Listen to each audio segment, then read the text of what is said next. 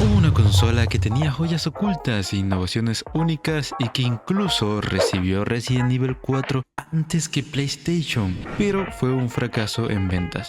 Hoy vamos a hablar de la GameCube y por qué merece más respeto en mi opinión. Verán, últimamente he estado viendo algunos videos de tops de las mejores consolas que ha tenido Nintendo y me he dado cuenta que se suele infravalorar mucho a la GameCube. Mi pregunta es, ¿por qué no se valora más si es tremenda consola? Además de tener uno de los catálogos que haría llorar de nostalgia a cualquier gamer, obviamente no todo fue color de rosa, así que vamos por partes.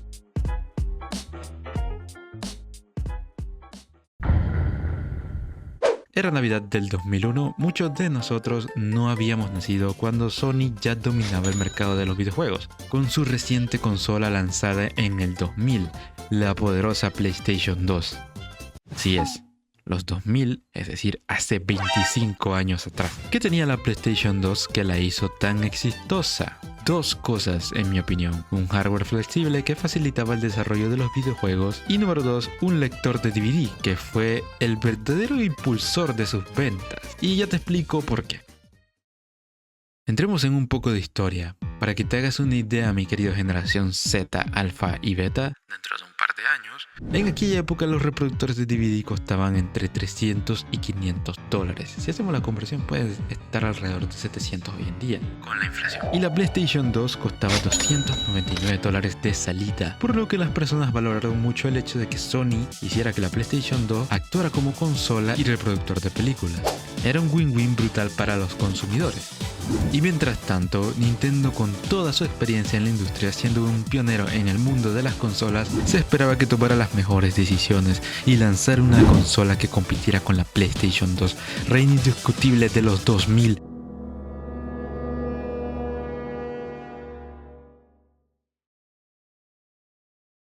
Pero decidieron lanzar la GameCube con un lector de mini DVDs de menor capacidad, lo que limitó el catálogo de juegos y dificultó el desarrollo de videojuegos en su consola. Como resultado, la consola quedó casi exclusivamente con títulos de Nintendo y algunas IP destacadas. No te confundas, hoy en día una consola con buenos exclusivos es algo que se agradece, por algo Nintendo está dominando actualmente, pero en aquella época la gente buscaba cantidad y versatilidad, menos por más.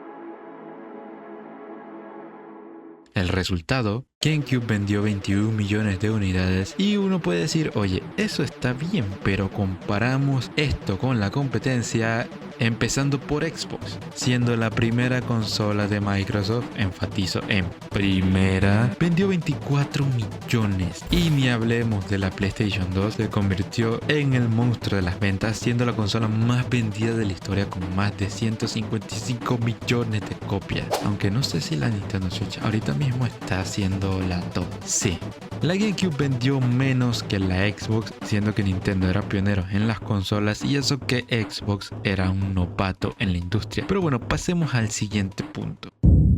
Errores de Nintendo, marketing y limitaciones. Uno de los grandes problemas de la GameCube fue su extraño marketing. Nintendo decidió venderla como una consola para niños, algo que no encajaba con la época. Al principio de los 2000 todo tenía que ser negro, edgy y maduro, mientras que Xbox y PlayStation se veían como dispositivos de gamer serio. La GameCube parecía un juguete, como una pieza de Lego o un juguete armable de Play-Doh.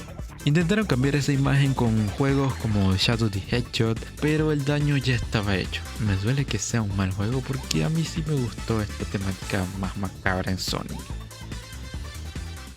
Otro problema fue la política estricta de Nintendo con los desarrolladores. Los mini DVDs tenían menor capacidad de almacenamiento. Un ejemplo perfecto fue el Resident Evil 4, que su versión para la consola cuadrada venía en 2 discos por separado. Además era más costoso y complicado para los estudios de desarrollo de videojuegos. Según Nintendo, esto fue para evitar la piratería y alejar a los hackers, pero no alejó solo a los hackers, también alejó a los desarrolladores de videojuegos, como por ejemplo Rockstar Games. Se alejó de la GameCube, lo que significó que nunca tuviéramos GTA San Andreas o cualquier tipo de GTA en esta consola, uno de los juegos más vendidos de esa época. ¿Entiendes? Eso es un gran impacto para la consola. Y otros estudios como Square Enix, que estaba en pleno auge por el Final Fantasy VII, apenas lanzaron 3 juegos y su apoyo fue mínimo. Nintendo limitó tanto la GameCube que se cerraron muchas puertas en la industria. Entonces, Luke, ¿por qué deberíamos valorar más a la GameCube si fue una porquería de consola? Sus ventas no fueron la gran cosa y no le dio lo que el público buscaba. Me agrada que me preguntes eso, Miguelito. Pasemos al siguiente punto. Lo que hizo especial a la GameCube. Ahora, con todos esos problemas, ¿por qué deberíamos valorarla más? Bueno, a pesar de su imagen infantil y sus problemas de marketing, la GameCube tenía algo que la hacía especial. Su catálogo de juegos y su hardware único. Mira, déjatelo en número. Número 1. Su mando es considerado uno de los mejores de la historia. Su diseño ergonómico es tan bueno que sigue siendo el favorito de muchos jugadores de Super Smash Bros. Tanto que tuvieron que sacar una versión especial para Nintendo Switch. Y esto lo puedo confirmar, es bastante cómodo, creo. Tuvo el Wave, uno de los primeros controles inalámbricos con buenas respuestas, siendo una innovación para la época ya que otros controles inalámbricos no eran tan buenos con este tema de ser inalámbricos. Tenía muchas pequeñas fallas de latencia. 2. Accesorios innovadores. El Game Boy Player que permitía jugar títulos de la Game Boy Advance en la consola. De hecho, mi GameCube tiene uno, aunque nunca lo llegué a usar ya que en esa época no tenía idea de lo que eran los accesorios y para qué funcionaban. Solamente un día pues me dieron una GameCube con esta cosa aquí abajo. Bien, aunque la conectividad con el Game Boy Advance era una innovación bastante útil, usada en juegos como Final Fantasy Crystal Chronicles y The Legend of Zelda First World Adventure, esta idea fue innovadora pero no funcionó como Nintendo se lo esperaba. De igual manera, esto serían las bases para que Nintendo creara lo que hoy en día conocemos como Nintendo Switch, pasando antes por una catastrófica Wii U. 3. Juegos legendarios. No importa que la consola haya vendido poco, su catálogo fue brutal. Aquí algunos de los juegos más icónicos. Mario Kart Double Dash introdujo los ítems dobles y los ítems especiales por personaje. Deberían volver a poner esto. Permitía multijugador en la misma pantalla, a tu elección con 2 jugadores en un solo auto o por separado. Así es, podías jugar con tu amigo en el mismo kart. Paper Mario y la Puerta Milenaria, considerado por mí como el mejor Paper Mario por su historia, humor y sistema de combate RPG. Sin duda es uno de mis favoritos, incluso todavía conservo una copia original de este y planeo algún día volver a rejugarlo.